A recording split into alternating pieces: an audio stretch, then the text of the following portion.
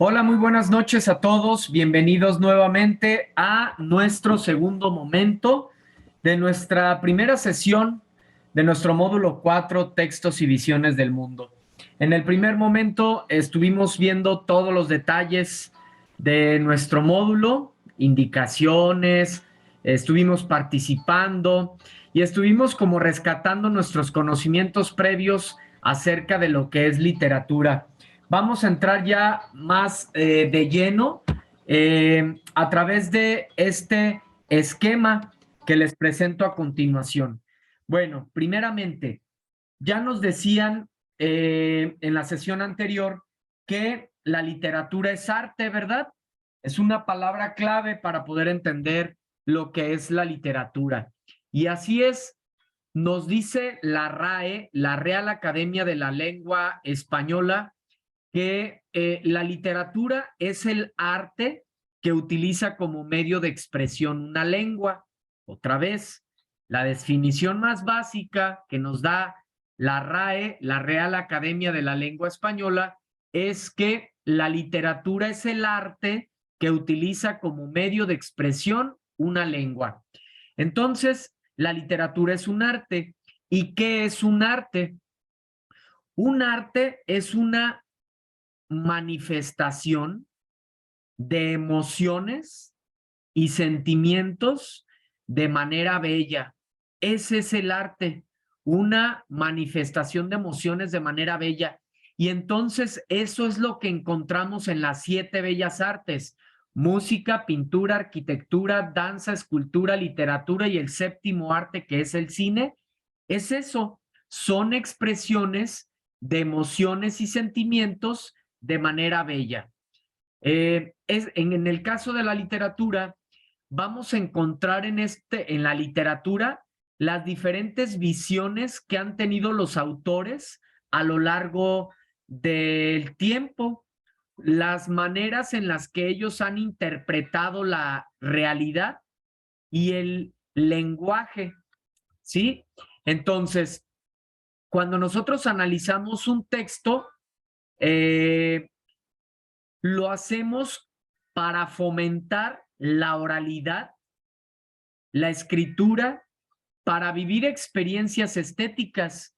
Esto lo vamos a ver las últimas semanas, lo que son las experiencias estéticas, que es ese momento mágico que experimentamos cuando estamos leyendo un texto literario. Esa es la experiencia estética, esas emociones que vivimos, que experimentamos cuando estamos disfrutando del arte. También a través de los textos hacemos críticas, o los autores hacen críticas a la realidad y pues comparten su interpretación de la misma. También en la literatura pues se fomentan los valores, ¿sí? Como la tolerancia. Para analizar un texto literario, ¿sí? Es importante que diferenciemos los dos elementos más importantes del mismo. Un texto tiene fondo y tiene forma. Todo lo que existe tiene fondo y tiene forma. ¿Sale? Cuando hablamos de fondo, hablamos del interior, hablamos del contenido. Cuando hablamos de forma, hablamos del físico, del exterior. ¿Sale?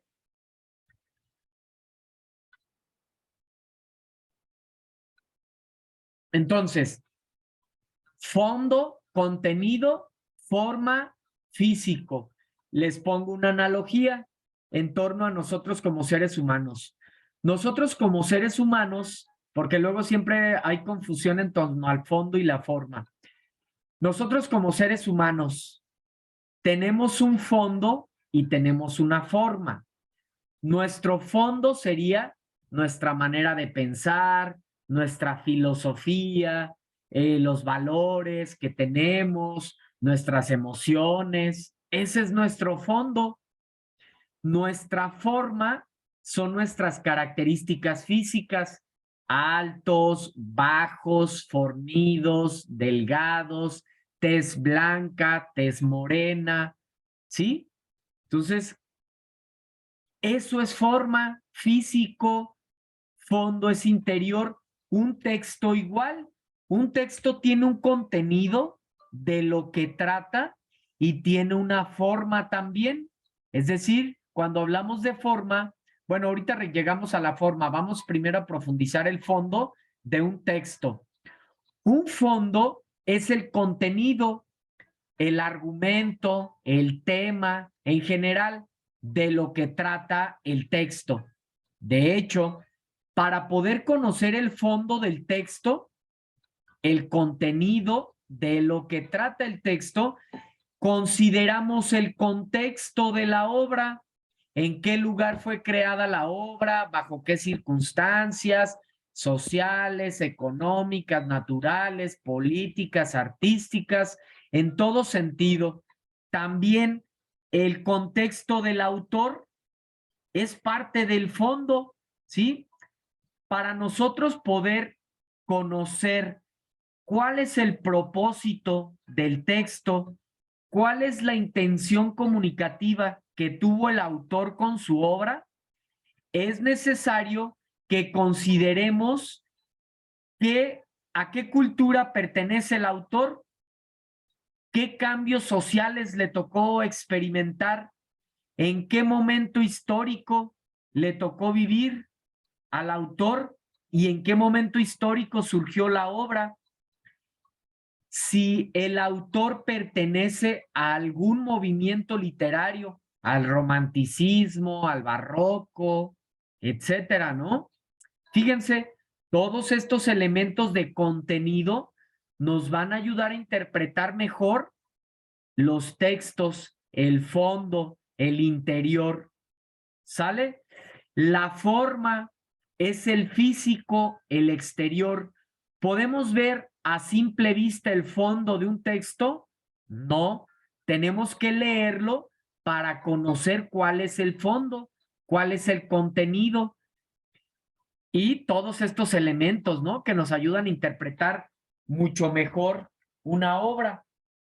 En el caso de la forma, al ser físico, sí lo podemos conocer a simple vista. A simple vista podemos ver los géneros literarios. Nosotros cuando vemos un texto, si lo vemos que está en versos, es un texto lírico o poético. Si el texto es una narración, tiene forma de narrativa, pertenece al género narrativo. Y si el texto tiene forma de diálogos, pues pertenece al género dramático. ¿Sí? Ok.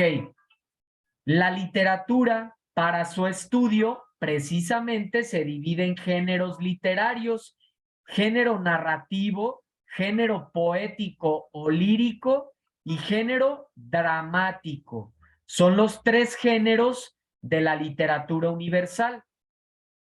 Esto lo vamos a conocer más a fondo con la siguiente infografía. Esta infografía, pues bueno, siempre me han comentado que, pues, que les ha servido bastante. Entonces, espero que a ti también. Vamos a abordarla y vamos a explicarla. En esta infografía te comparto los tres géneros de la literatura universal, sus características y los subgéneros. ¿Sale? Muy bien. Fíjate bien, vamos a verla solo para que la ubiques y ahorita lo explicamos. Son tres géneros de la literatura universal, aunque actualmente ya se incluye otro género. Sería un cuarto género que nosotros no nos vamos a meter en él porque no nos lo preguntan, no lo analizamos, pero igual para que sepas que ya actualmente se ha integrado otro género. Pero mira, los principales, los géneros antiguos son el género narrativo, el género poético o lírico es lo mismo. Ahorita te platico por qué lírico, lírico o poético, y el género dramático. Son los tres géneros de la literatura universal. Como te decía, actualmente también ya se incluye a un cuarto género, el ensayo literario, ¿sí? Es otro género, pero nosotros nos vamos a concentrar solamente en los tres géneros clásicos: género dramático, género poético y género narrativo. Fíjense bien, yo siempre he hecho la afirmación a los estudiantes, principalmente en el aula presencial, porque muchos de ellos luego dicen, es que a mí no me gusta la lectura, a mí no me gusta leer, pero desconocen que la literatura tiene tres formas distintas.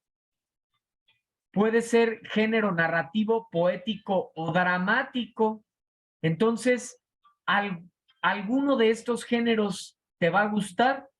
Entonces, por eso es que yo siempre afirmo que a todos nos gusta la literatura. El problema es que desconocemos a veces que tiene tres formas distintas y cada uno de estos géneros tiene una intención diferente. Cada uno tiene un propósito distinto. Veamos. El género narrativo tiene la intención, tiene el propósito de contar historias, de contar acontecimientos a través de un narrador.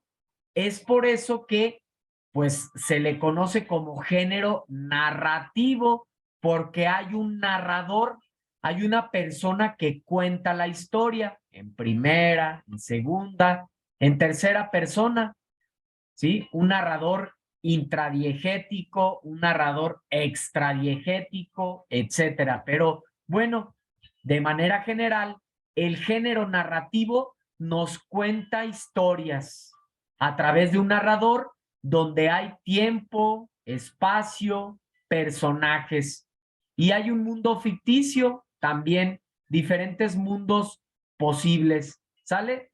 Ese es el género narrativo cuya intención, cuyo propósito es contar historias, contar acontecimientos a través del narrador. Fíjate bien, este género narrativo, le digo yo para que lo entiendas más claramente, tiene sus propios hijos. El género narrativo tiene sus propios hijos en sentido figurado o propiamente dicho, subgéneros narrativos. Es decir, la fábula, la epopeya, la leyenda, el mito, el cuento y la novela son hijos de la narrativa, pertenecen al género narrativo. Quiere decir que de manera general, pues tiene las características de la narración, aunque cada subgénero tiene sus propias características. Por ejemplo, el mito es un relato sobre dioses, la fábula está en verso y tiene una anécdota, tiene una finalidad didáctica. La epopeya narra los orígenes heroicos de los humanos y de los pueblos.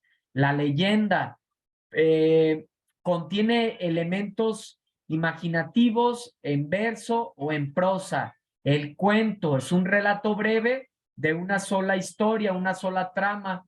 La novela, pues es una narración larga en prosa de varias historias o de varios argumentos, ¿sí? Entonces, estos son subgéneros del género narrativo. Si a mí me preguntan cuál es el género de de este texto, pues ya sé que hay tres géneros: narrativo, poético y dramático. Si me preguntan el subgénero, ya sé cuáles son los subgéneros. Cada género tiene subgéneros, ¿sí? Pertenecen a él, ¿sale? Entonces, por ejemplo, en las actividades de esta semana, se nos pregunta cuál es el género. Ya sabemos, género narrativo, poético, dramático, pero tú puedes incluso profundizar, tú puedes decir, es género narrativo, subgénero, novela, por decir algo, ¿no? Para precisar aún más, porque bueno, para eso tienes ya aquí esta infografía de la cual puedes apoyarte. Vamos con el género poético. El género poético tiene una intención diferente al género narrativo.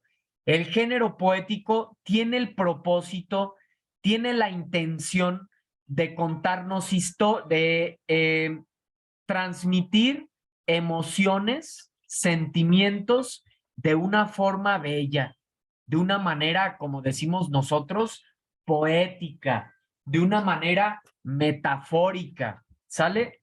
¿Qué es lo que hacen los poetas? Inmortalizan al ser amado, inmortalizan un momento, vivido, pero plasmado con palabras bellas, con un lenguaje connotativo. Fíjense, es muy distinto al propósito del género narrativo. El género narrativo tiene como intención contar historias y el género poético transmitir emociones y sentimientos de una forma bella. La forma que utiliza o la forma en la que está el género poético principalmente es en verso. Es la principal forma del género poético, el verso. Utiliza la rima, la métrica, el lenguaje connotativo, las funciones del lenguaje emotiva y poética, ¿sí? A la persona que crea poesía se le llama poeta. A la persona que crea, por ejemplo, textos narrativos, pues puede ser novelista, cuentista, ¿sale? Entonces, ese es el género poético, vuelvo a repetir, cuya intención es transmitir emociones, sentimientos de una manera bella. También el género poético tiene sus propios hijos o propiamente dicho, subgéneros.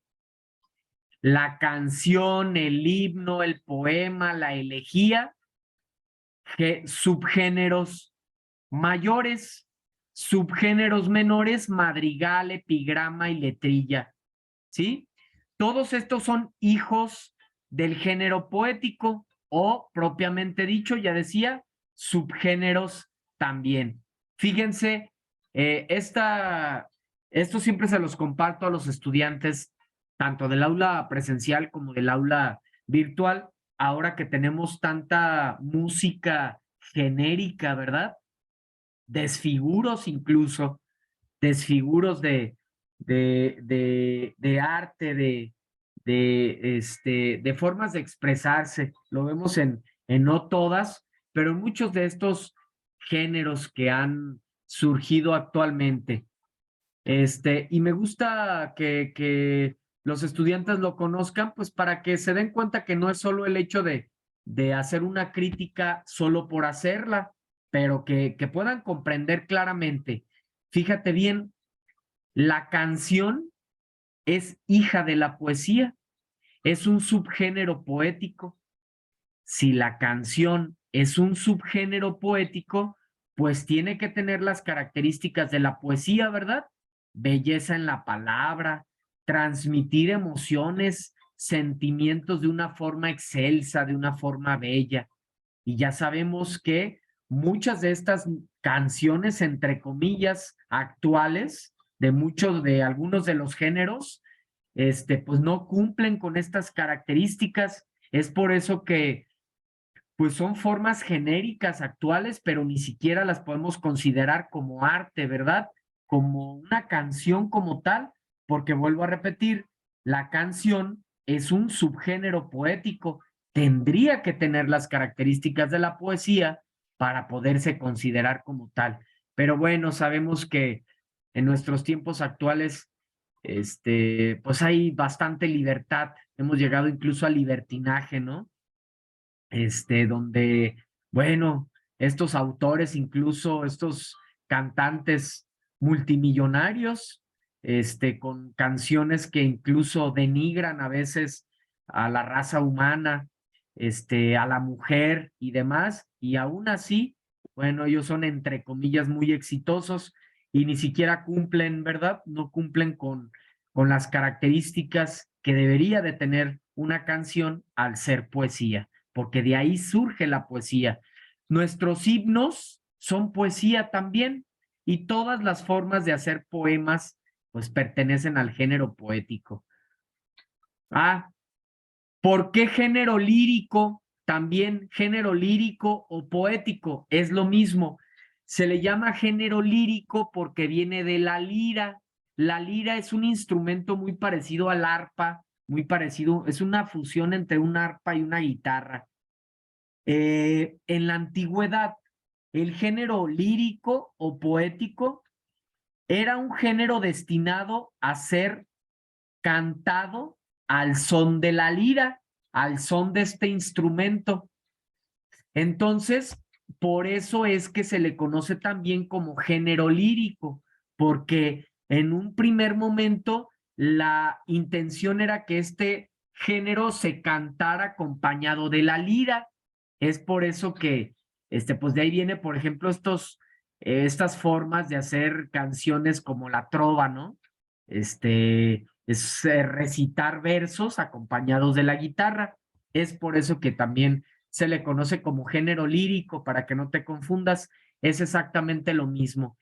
Por último, el género dramático. Fíjate, ahora el género dramático también tiene una intención muy diferente a los otros dos subgéneros, perdón. El género dramático tiene la intención de reflejar, de representar un episodio de la vida cotidiana, algún conflicto de la vida de los seres humanos, tal cual. Busca algo que suceda en tu vida, es representado en una obra. Los autores toman las situaciones que vivimos como seres humanos, no sé, pérdidas de algún ser querido, rompimiento de alguna relación, problemas que pasamos para lograr nuestras metas, nuestros cometidos, cómo nos relacionamos como seres humanos, seres sociables, con los vecinos, con los amigos, con la familia, con la pareja, etcétera. Tal cual, esos acontecimientos los toman los autores de textos dramáticos, que acá se llaman dramaturgos. En la poesía, poetas; en el género narrativo, novelistas, cuentistas. Quien crea los autores de género dramático se les llama dramaturgos. Entonces, la intención del género dramático es servirnos de reflexión, servirnos de catarsis, que nosotros cuando estamos leyendo una obra dramática o estamos viendo una obra de teatro, que nos sirva de reflexión, que nos sirva para darnos cuenta, le llamo yo, que el género dramático es como si fuera un espejo, porque nos sirve. ¿Qué pasa en un espejo? Pues nos vemos, ¿no? Vemos nuestras características. En el teatro igual, los actores representan ese guión teatral que escribió el dramaturgo y nosotros nos damos cuenta que estamos actuando como ese personaje en nuestra vida y que quizá nos estamos equivocando o que ese problema del cual no podemos salir, pues nos estamos ahogando en un vaso de agua. Es muy sencillo de solucionar, ¿sí? Entonces, para eso nos sirve el género dramático, nos sirve de reflexión, nos sirve de catarsis, porque en el teatro se presentan los episodios de la vida cotidiana, ya les explicaba, ¿no? Entonces, ¿qué forma tiene el género dramático? Principalmente son guiones teatrales, utilizan el diálogo principalmente. Si tú en un texto ves que son solamente diálogos, estás frente a un texto dramático. Si tú ves puros versos, estás en un texto poético. Si tú ves una narración, estás en un texto narrativo, ¿sale? De igual manera, el género dramático también tiene subgéneros, ¿sí? Tragedia, comedia, drama, como hijos mayores o subgéneros propiamente dichos, subgéneros mayores, tragedia, comedia y drama. Subgéneros menores, entremés, sainete, auto sacramental, farsa, vodevil, ópera, ¿sí? Todos estos son zarzuela, operete, son subgéneros del género dramático. Es profundo este tema de géneros y de subgéneros dramáticos, pero pues espero que les haya quedado más claro. Esta infografía, pues igual les va a servir bastante, se las voy a subir al foro de novedades. No sé si hasta aquí, antes de pasar a algo más, alguien quiere hacer algún comentario, alguna pregunta, alguna duda, algún comentario, lo que sea, en torno a esto, a este tema de géneros y de subgéneros literarios. Me gustaría escucharles alguna pregunta, algún comentario, si quedó claro, no quedó claro, lo que gusten.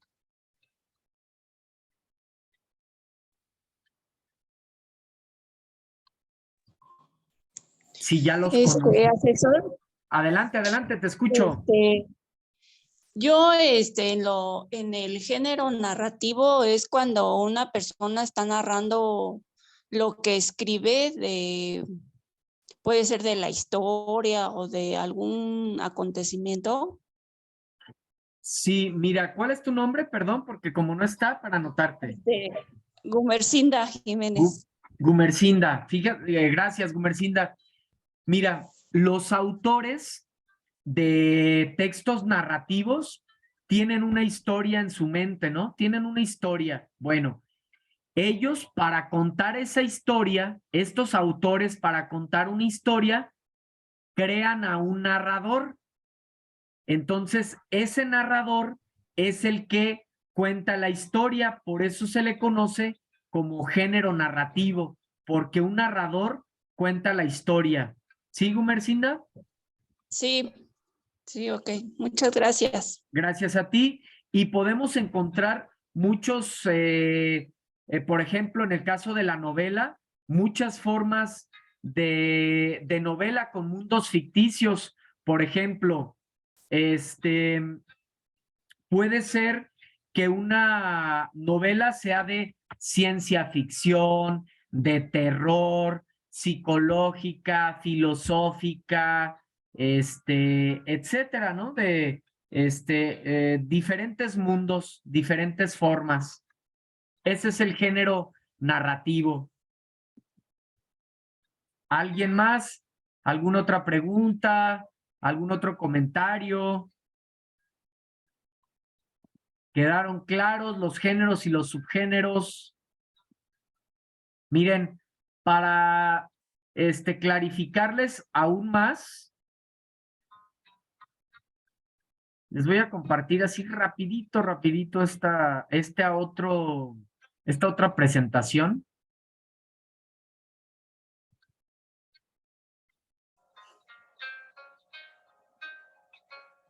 Patti, adelante.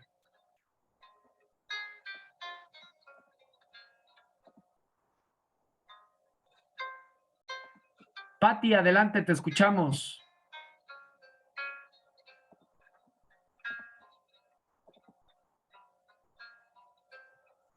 Veo que tienes tu mano levantada, Patti. Si quieres activar tu micro, te escuchamos.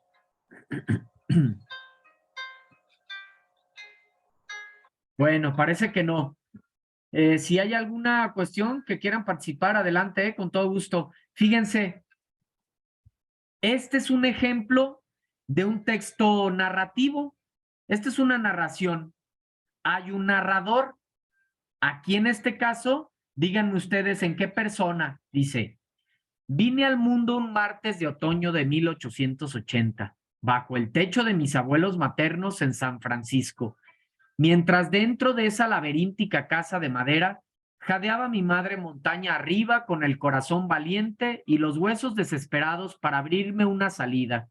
En la calle bullía la vida salvaje del barrio chino con su aroma indeleble a cocina exótica, su torrente estrepitoso de dialectos vociferados, su muchedumbre inagotable de abejas humanas yendo y viniendo deprisa. Nací de madrugada, pero en Chinatown los relojes no obedecen las reglas y a esa hora empieza el mercado, el tráfico de carretones y los ladridos tristes de los perros en sus jaulas, esperando el cuchillo del cocinero. Y ahí sigue esta narración, primera persona, Enrique. Excelente, Enrique. Gracias. Así es. Esto es un fragmento de una novela.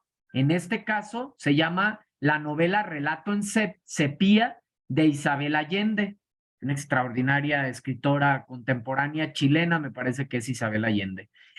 Esto es una forma de una narración y además es una narración, es un fragmento de una novela, ¿sale? Esto pertenece al género narrativo. Tú que nos preguntabas, Gumercinda, este es un claro ejemplo, ¿sale? Muy bien. Sí. Fíjense bien. Ahora, si yo veo en el texto que son puros diálogos, ¿a qué género pertenece? A ver quién me dice, lo acabo de explicar. ¿A la poesía? No. Dramático, Janet, excelente, muy bien. Janet, Don Diego, Valencia. Así es. Si tú ves solo diálogos, entonces este es un género diferente, es una forma distinta. Este es texto, tiene forma de diálogos, pertenece al género dramático, ¿sí? Mira, ahora, híjole, se nos va bien rápido las sesiones. Déjenme compartirles rápidamente ahora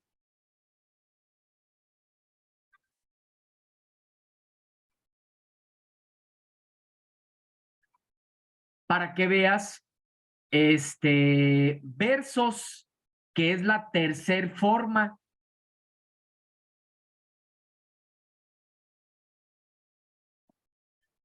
¿Sí? La tercer forma.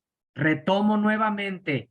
Esta es la forma de diálogo propio del género dramático.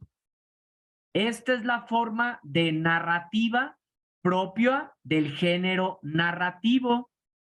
Y ahora vamos a ver la forma de la poesía.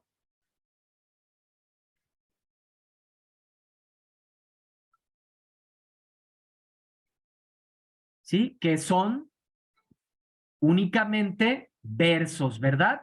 Son formas diferentes.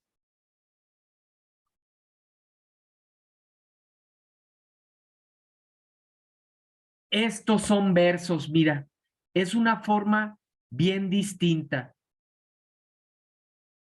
El remanso del aire bajo la rama del eco, el remanso del agua bajo fronda de luceros, el remanso de tu boca bajo espesura de besos. Federico García Lorca, ¿sí? Ve cómo es muy distinta la forma de la poesía. La poesía viene en versos. Estos son versos. Un verso es cada una de las líneas que componen un poema, ¿sí? Son las tres maneras distintas de cada género, ¿sale? Está por cortarse nuestra sesión. No sé si pues tengan alguna duda, alguna pregunta, algo que quieran externar, pues con todo gusto los escucho y si no, pues bueno, continuamos con nuestra siguiente clase que sería nuestro siguiente espacio abierto para el aprendizaje, que sería el próximo viernes a las 6 de la tarde, tiempo del centro del país. ¿Sale? ¿Alguna duda, algún comentario? Si no, hasta ahí le dejamos y nos encontramos primeramente Dios próximo viernes. El viernes despejamos dudas por mi parte, Enrique. Perfecto, gracias. Pati nuevamente levantó su mano. Te escucho, Pati. Ay, profesor, una disculpa, es que tuve problemas con la conexión No te y preocupes. me sacó. Pero bueno, pasando al tema, me encantó mucho su clase. La verdad no alcancé a escuchar mucho, pero me gustaría que sí lo pudiera subir al foro, por favor. A mí me ayudaría mucho. La verdad es que yo sí tengo varias dudas y yo sí tengo que leer varias ocasiones para poder entender la lectura. Me cuesta trabajo comprender, de hecho, la lectura. Entonces, ya al subir su información en foro de novedades, yo se lo agradecería mucho, maestro, por favor. Gracias a ti. Muchas gracias por tu comentario, Pati. ¿Pati qué es? Patricia. Hilbrands Salazar, para servirle. Gracias. Salazar. Ok, Pati, claro que lo voy a subir,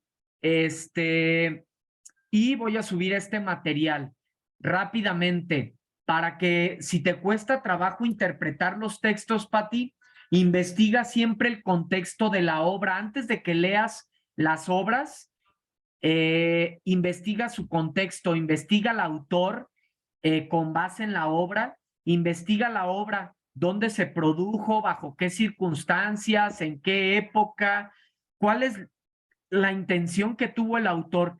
Si tú conoces esto previamente, te va a ser mucho más fácil poder interpretar cualquier texto. Por eso es importante, les decía, conocer el contexto de las obras para poder interpretarlas de una manera correcta. De hecho, la siguiente clase, el viernes, primeramente, vamos a iniciar con esta siguiente diapositiva, que es el proceso de lectura.